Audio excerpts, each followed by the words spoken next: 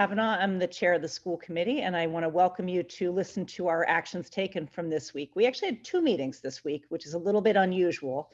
We had a couple of scheduling challenges. I know some of you probably are aware that we're now a committee of 3, so we want to make sure that to the extent possible, all 3 of us are able to be there for the meeting. So we did the bulk of our business on Wednesday, and then we had to do a little bit more on Thursday because we had a legally required public hearing on school choice, which public hearings have to be advertised a certain number of days in advance. So we couldn't actually move the public hearings. So we did both Wednesday and Thursday this week. So I'll start to give you a little bit of a recap on Wednesday meeting first. We had a really great report from Jen Halliday, who's the CPAC chair, and she gave, I highly recommend to go watch if you haven't seen from the meeting itself. She gave a really in-depth report and really helped for people who may not be as aware of CPAC as those of us on the committee are. Then we discussed our 3-year contract with the Hopkinton Teachers Association, and Teachers Association contracts are typically 3 years. Last year during the pandemic, we did a 1-year contract because we wanted the opportunity to sit with the teachers, meet in person, and we used a new type of bargaining called interest-based bargaining. We did a training with the teachers over the summer for, it was actually an all-day training.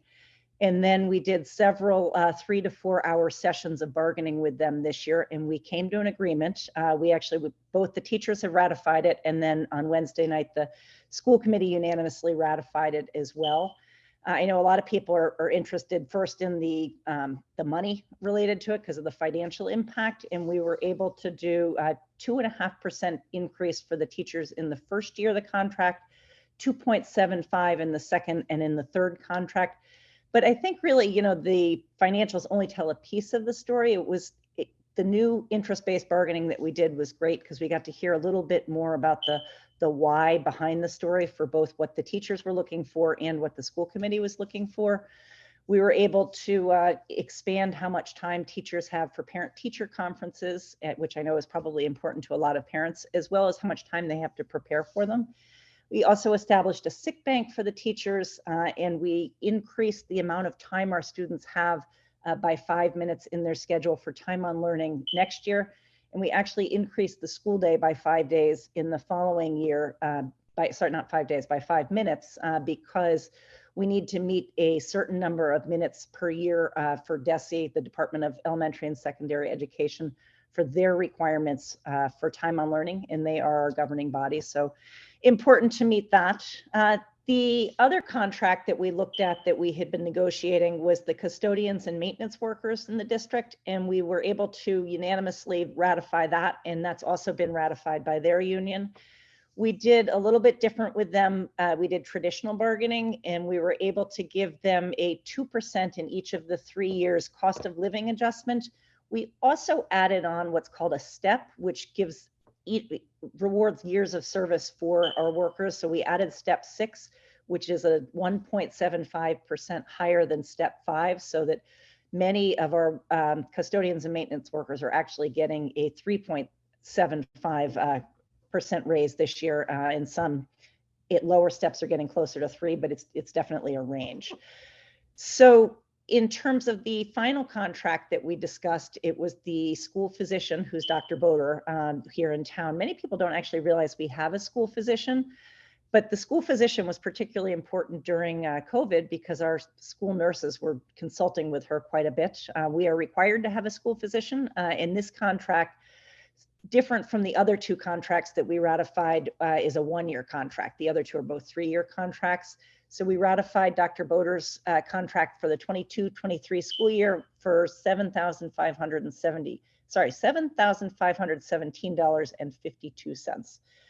So then the other thing we talked about at Wednesday's meeting was office hours. We recently had an office hours that we did by Zoom, and we had a nice group of people talking about different things. We also did one in person. We didn't have quite as much interest because we were at the high school concert that night, sitting outside the concert. We did get to talk with a few people, which is fun. But we're gearing up to do another listening series this summer, which we did last summer. We did 8 sessions where we had targeted groups coming in to talk with us and to let us just listen, hear what's on people's minds. Last year we did things related to advanced learners, things related to special education, and we did some diversity, equity, and inclusion topics, really trying to draw people in to have conversation and be more engaged with us, because that helps us as we're looking both at policy and the budget, which are two of the biggest things that we actually do. So then last night we had our legally required annual public hearing on school choice, and many people realize that we don't have kids choice, what's called choicing into our district, because we have such a large space issue right now. I know that people have seen the addition we put on to the high school. We're currently working on an addition to go towards Marathon, and we have a big school project that we're working on with the Mass School Building Authority related to the Elmwood School. So we don't really have space to take in students. And if we did take in students, we would be required to keep them all the way through till graduation. And we know in 10 years, we're going to have even more students than we do now. So at the public hearing, anybody could have come, whether from Hopkinton or other towns. Nobody actually did come to speak. And the superintendent recommended that we continue on course of not allowing students to choice in. And that's how we voted, in fact. But what's different is that students are allowed to go into other schools to choice in. That used to be common back, I think, in the 80s. We had a lot of students who were choicing out. I don't think we have nearly the numbers now, because our schools have come a long way since then. So the other thing that we discussed last night was a proposal from the middle school. Mr. Keller came to add an elective for physical education in the 8th grade for unified physical education.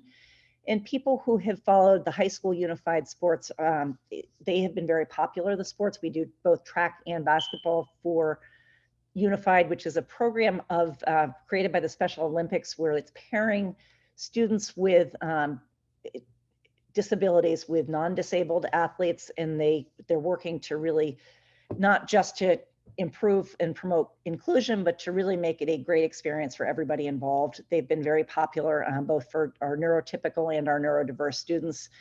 The proposal last night was to add an elective. The 8th graders in the middle school, currently they choose electives for each term in the 8th grade.